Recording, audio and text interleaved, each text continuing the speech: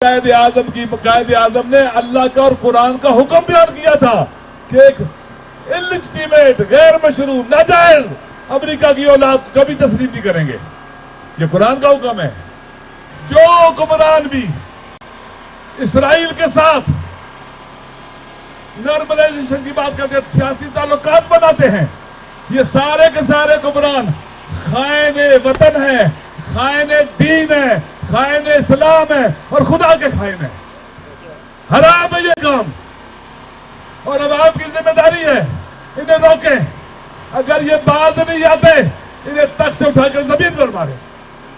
اور انشاءاللہ پاکستان کے غیر تواز عوام اگر کسی نے ایسی کوشش کی تو اسے ایسی سزا دیں گے کہ اس کی نسلیں بھی یاد کریں گی. یہ فوجی جنگ بھی ہے، عسکری طور پر بھی، جس میں اسرائیل بری طرح ہار چکا ہے، ہارا ہے. اسرائیل جنگی کرائم انجام دے رہا ہے، مجاہدین سے لڑ نہیں رہا، وہاں پر بچوں اور عورتوں کو مار رہا ہے، اسپتالوں پر حملے کر رہا ہے، اسکولوں پر حملے کر رہا ہے. عسکری طور پر بھی اسرائیل وہاں ہار چکا ہوا ہے اس جنگ میں. یہ جنگ میڈیا وار بھی ہے، میڈیا کی جنگ ہے، اپنی سٹوری دوسروں کو بتانے کی جنگ ہے. یہ بہت اہمیت کی حامل جنگ ہے جو میڈیا وار ہوتی ہے. لہذا دیکھیں کہ دنیا کے جتنے میڈیا پرسن ہیں اور جو عوام ہیں، یہ جو گھروں سے باہر نکل رہے ہیں اور اسرائیل کی جو سٹوری ہے اس کے خلاف جا رہے ہیں. اسرائیل نے کیا کہا تھا؟ حماس داعش ہے، حماس دہشت گرد ہے. وہ دنیا کو یہ بنوانا چاہتا تھا. میڈیا نے اور آپ لوگوں نے مظاہرے کر کے پوری دنیا کے اندر اسرائیل کو اس میدان میں بری شکست دے ڈالی ہے. اسرائیل ہار چکا ہے، یہ جنگ بھی میڈیا بار بھی ہار چکا ہے، اور سٹوری ٹیلنگ کی جنگ بھی اسرائیل ہار چکا ہے. اسرائیل کا بیانیہ کوئی قبول نہیں کر رہا، اسرائیل کو کوئی نہیں مان رہا، اسے دہشت گرد کر رہے ہیں، وہ قاتل ہے. اسرائیل یہ جنگ بھی ہار چکا ہے. اسی طرح سے اسرائیل سیاسی جنگ بھی ہار چکا ہے. آپ دیکھ لیں یونائٹڈ نیشن کے اندر جب وہاں پر اکثر ممالک نے قرارداد پاس کی اسرائیل کے خلاف، امریکہ بھی اس کو نہیں روک سکا. لہذا سیاسی جنگ بھی ہار چکا ہے بین الاقوامی فورم کے اوپر. قانونی جنگ بھی اسرائیل ہار چکا ہے. آپ نے دیکھا کہ انٹرنیشنل لا کورٹ کے اندر اسرائیل رسوا ہوا ہے. وہاں پر اسرائیل اسی طرح سے اسرائیل اپنے اندر بھی جو لوگوں کا سسٹم پر اعتماد ہوتا ہے وہ بھی ہار چکا ہوا ہے. اسرائیل اس وقت ایک ہارا ہوا عالمی سیونزم کا یہ نمائندہ ہارا ہوا نظر آ رہا ہے، اور وہ ہار چکا ہوا ہے. صبر اور استقامت کی وجہ سے، حوصلے کی وجہ سے، شجاعت کی وجہ سے وہ لوگ اپنی ذمہ داریاں انجام دے رہے ہیں. ہم دنیا کے اندر جو باقی لوگ ہیں انہیں نکلنا چاہیے. فلسطینی مظلوموں کی جو سٹوری اور نیریٹو اور بیانی اس کو سپورٹ کرنا چاہیے. اور دوسری بات یہ ہے، اسرائیل آپ کو پتا ہے ایک زمانے میں کہتے تھے کہ گریٹر اسرائیل بنائیں گے، وہ ہار گئے. پھر کہتے تھے کہ ایک طاقتور اسرائیل بنائیں گے، ہار گئے. آج اسرائیل اپنے وجود کی جنگ لڑ رہا ہے، اپنے وجود کی بقا کی جنگ لڑ رہا ہے. یہ نہیں ختم ہونے کو ہے. یہ قرآن نے کہا ہے ظالم کے خلاف اٹھنا.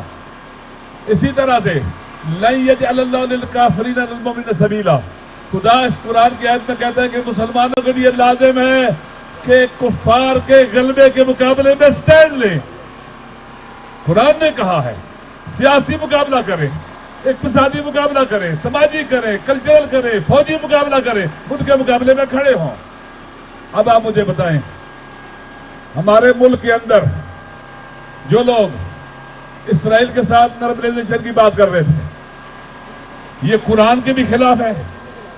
ایک سابقہ حکومتی عہدیدار نے کہا تھا کہ قائد اعظم کی بات بھی قرآن نہیں، آیت نہیں ہے.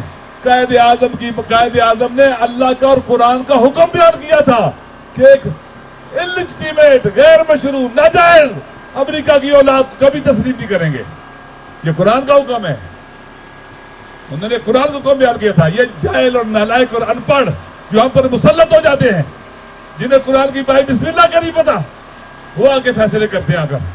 لہذا اسرائیل کے ساتھ ہر قسم کے تعلقات، چاہے سیاسی ہوں، چاہے سماجی ہوں، چاہے معاشی ہوں، کسی کی بھی طرح کے تعلقات تمام فقہائے اسلام اور قرآن کی روشنی میں حرام ہے، ناجائز ہے، باطل ہے، اور عوام کی ذمہ داری ہے جو حکمران بھی یہ تعلقات قائم کرنا چاہتے ہیں یہ خائن ہے، یہ منعزل ہے، ان کی کوئی حقیقت نہیں ہے، ان کو تخت اقتدار سے اٹھا کر زمین پر مار۔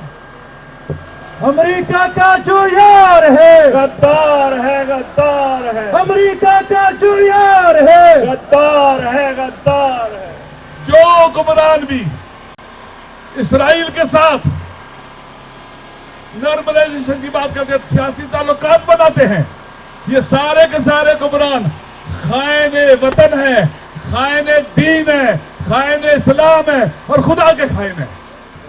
حرام ہے یہ کام، اور اب آپ کی ذمہ داری ہے انہیں روکیں۔ اگر یہ باز نہیں آتے انہیں تخت سے اٹھا کر زمین پر مارے، اور انشاءاللہ پاکستان کے غیر تواز عوام اگر کسی نے ایسی کوشش کی تو اسے ایسی سزا دیں گے کہ اس کی نسلیں بھی یاد کریں گی۔ لہذا سیاسی تعلقات حرام، اقتصادی تعلقات بھی ایسے ہی ہے۔ اسی قطار میں امریکہ بھی آتا ہے، وہ سرپرست ہے اسرائیل کا، لا ترکنوا الذین ظلموا، وہ بچوں کا قاتل، فلسطین کے قاتلوں کا سرپرست، اسرائیل کا سرپرست، وہ ہمارے حکمرانوں کو خط لکھتا ہے، یہ پھولے نہیں سما پہ، ننگے یہ خط تمہارے لیے جس کے ہاتھ رنگے ہوئے فلسطینی بچوں اور مظلوموں کے قاتلوں میں، تمہیں شرم آنی چاہیے۔ بائیڈن قاتل ہے ہمارا، امریکی اسٹیبلشمنٹ قاتل ہے انسانوں کی، بچوں کی، یہ فرعون ہے، اور فرعون سے تعلقات قرآن کی نگاہ میں حرام اور گناہ۔ مرتاباد مرتاباد مرتاباد مرتاباد اسرائیل مرتاباد مرتاباد مرتاباد امریکہ کا جو یار ہے۔ یہ ایک بات غور سے سنیں، ہر وہ سیاسی تعلق جو دشمن کو آپ پر مسلط کر دے، غالب کر دے، وہ آپ کے اندر گھس جائے اور اپنے اہداف کے لیے کام کرے، وہ حرام ہے، تعلقات گناہ ہے۔ ہر وہ اقتصادی رابطہ جس سے آپ کی مارکیٹ ان کے کنٹرول میں چلی جائے، آپ کے ملک کا نقصان ہو، عوام کا نقصان ہو، یہ تعلقات بھی حرام ہے۔ معاہدے سارے کے سارے باطل ہیں، ان کی شرعن کوئی حیثیت نہیں ہے۔ نمبر 3، ہر وہ سماجی ریلیشن، کلچرل ریلیشن، عسکری تعلقات جو ان کو آپ پر مسلط کر دیں، سارے حرام اور باطل ہیں۔ اور یہ جتنے معاہدے کیے جاتے ہیں یہ ناجائز ہے اور قرآن اور اسلام کی نگاہ میں باطل ہیں۔ اور اگر حکمران یہ جان بوجھ کر رہے ہیں انہیں بتانا چاہیے، اگر نادانی کر رہے ہیں، نادانی جان بوجھ کے کر رہے ہیں تو وہ شرعاً اپنے اس عہدے سے منعزل ہے، معزول ہے۔ خدا انہیں معزول کرتا ہے، قرآن میں معزول کرتا ہے، ہمارا نبی معزول کرتا ہے، وہ معزول ہے۔ اور عوام کی ذمہ داری ہے انہیں تخت سے اٹھائیں اور سر کے بل زمین میں مارے انہیں۔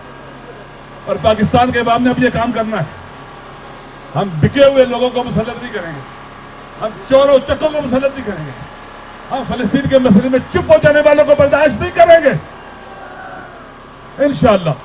پاکستان بنایا تھا، پاکستان بچائیں گے، پاکستان بنایا تھا، پاکستان بچائیں گے۔